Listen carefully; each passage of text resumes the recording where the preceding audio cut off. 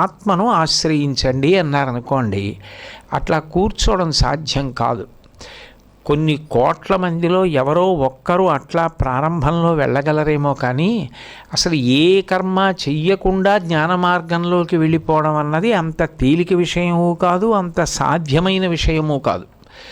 కాబట్టి కర్మలనేటటువంటివి చేసి తీరవలసిందే ఎవరైనా కూడా. కానీ ఆ చేసేటటువంటి కర్మ ఎప్పుడూ కూడా ధార్మికమైన కర్మ అయిందనుకోండి, చేస్తున్నది ధర్మమైతే అది యథార్థంగా చెప్పాలి అంటే కామము కింద రాదు. ఎందుకనంటే మీరు చూడండి, ఏదైనా ఒక కర్మ చేశాననుకోండి, దానికి ముందు కామం ఉంటుంది. కామము అంటే అన్ని విషయాల్లో స్త్రీ పురుష సంబంధంగా తీసుకోకూడదు. కామం అంటే కోరిక. ఏదో ఒక కోరిక లేకుండా కర్మ చెయ్యరు.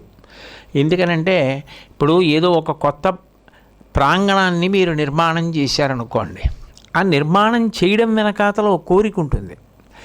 ఇక్కడ ఏదో ఆవులన్నీ స్నానం చేయడానికి ఒక ప్రాంగణాన్ని నిర్మాణం చేద్దాం, అది చాలా బాగుండాలి, ఆవులు ఎంతో సంతోషంగా స్నానం చేయించబడడానికి వీలైన ప్రాంగణం నిర్మాణం చేయబడాలి అని మీరు ఒక సంకల్పం చేశారు. అప్పుడు అది కోరికే కదా. ఇప్పుడు ఆ కోరిక తీర్చుకోవడానికి మీరు ఒకటి అనుకూలమైన విషయములన్నింటినీ సంగ్రహించాలి, ప్రతికూలమైన విషయములను అధిగమించాలి. ఈ రెండూ చేస్తే మీరు అనుకున్న కోరిక సాఫల్యమై ఒక రోజునది కార్యరూపాన్ని ధరిస్తుంది.